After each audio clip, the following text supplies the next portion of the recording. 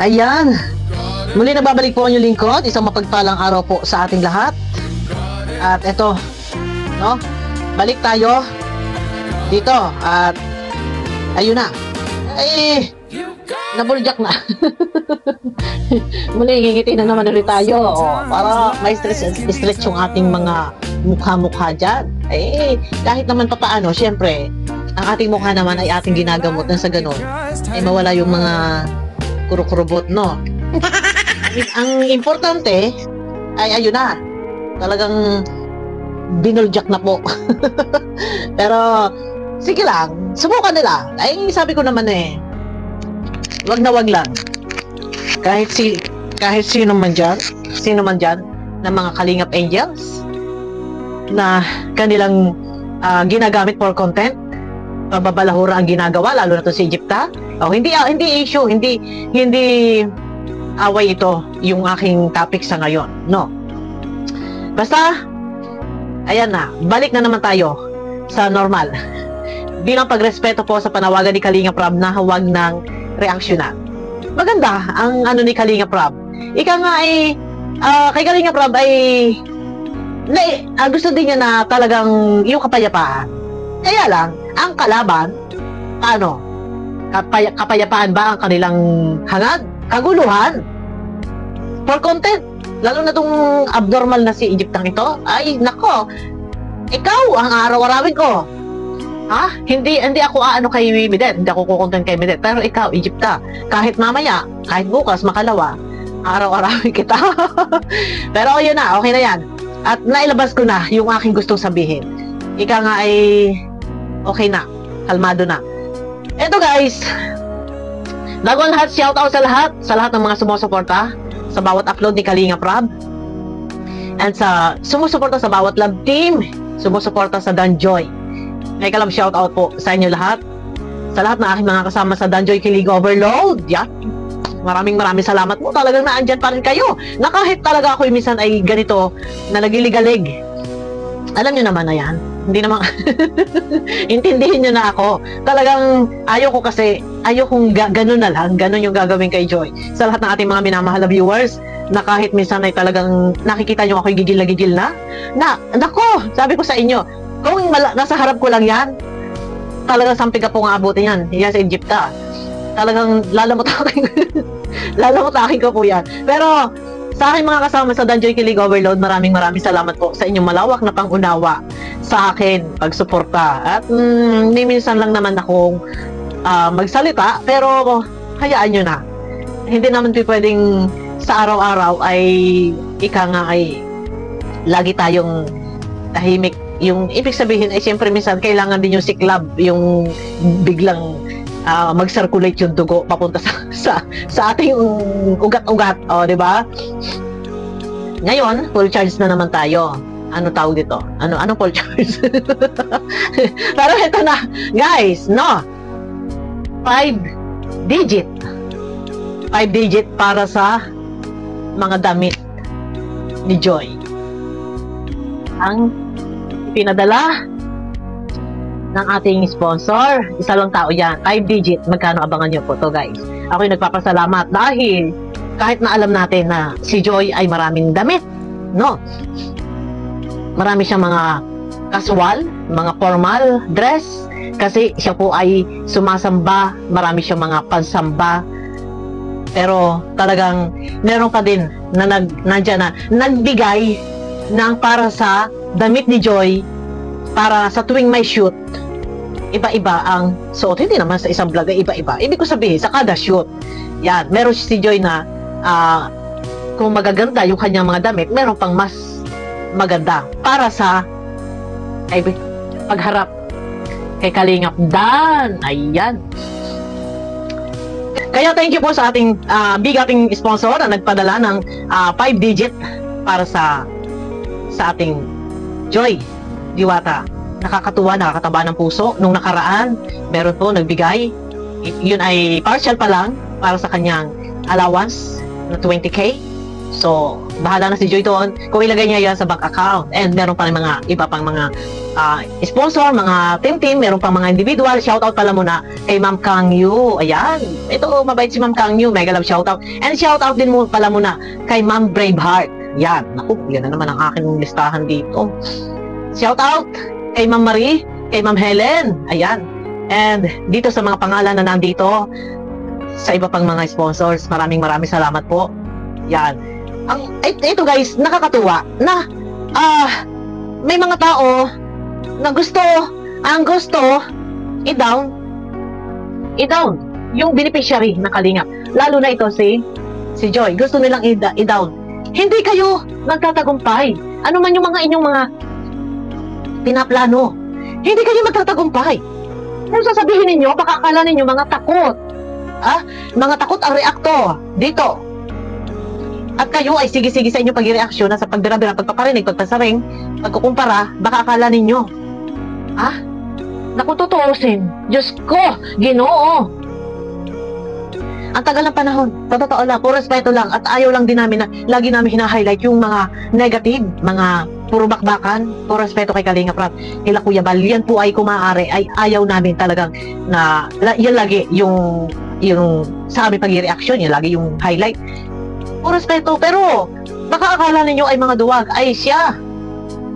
Pero bawal reaksyonan, CM lang ang pinagbawalan. Pero ang reaktor, lalo na itong bastos na sa Egypta, anytime, may makita-kita lang ako sa iyo, didik-diking talaga kita. May butas ka eh. May butas ka, kung walang butas, okay lang, sige. Ay, pero, oras na ikaw yung namukpok, pupukpukin kita hanggang sa mabasag yung bungo mo. Diba? Ganun lang yun. Pero yun na nga, habang gusto nilang idinadown si Joy, pero iniaangat. Yan. Inaangat ng Panginoon yan. Ginagamit lang instrumento ang mga tao. For example, halimbawa ako, may mga hawak ako mga sponsors dyan. Kasama ko, instrumento ako para maiparating yung kanilang pagmamahal kay Joy. At lalong dumadami. Lalong marami po sumusuporta at nagmamahal or sponsor ni Joy. Si Joy! Kay Joy ako. Nakapokus ako kay Joy. Iyan lang naman talaga yung hangarin na makasupport. Lalo na sa pag-aaral niya. Hindi na down nila. Ano kasalanan? Alam niyo yan, walang ginagawang masama si Joy. Hindi siya nakakapanakit ng kapwa. Hindi nga yan nagsasalita eh. Wag kahit ano. Never yan na nag-post, nag-comment na kung ano-ano para i-depensa yung sarili niya. Hindi. Wag gagawin, Joy. Wag mo gagawin na magpo-post ka, magko-comment ka. Kahit kay Nanay Melda, wag gagawin. Pagka mayroong mga gusto kayo sabihin, pwede na iparating sa akin or kay Bobby TV. Kami na lang yung bahala. No? Kami na lang yung bahala na mag-explain. Nandito ako para kay Joy. Kaya wag sila na parang bang binamata, hinahamak, masyadong ini-small, parang sasabihin inggit. Hindi na iinggit si Joy kahit kailan. Hindi na inggit. Kontento si Joy kung ano man meron siya. At ang mga viewers, supporters ng Ganjo ay masaya. Hindi mapaghanap. Marunong makontento. Kay may vlog o wala, marunong makontento. Nga pala, Saturday ngayon, ako nga pala yung nag-chat kahapon kay Kalingap Dan kasi syempre, nagtatanong ako, yan ang katigays ng aking mata, nagtatanong ako kung may shoot yung Danjoy. Sabi niya, ngayong Saturday ay wala. Pero yung last upload nung Monday po yun, yung Mansari. No. Pero, ayun na, guys, ang sa akin lang, habang ini-small, hinahamak, nagkukumpara ng iba, si Joy, sa ibang mukha, no?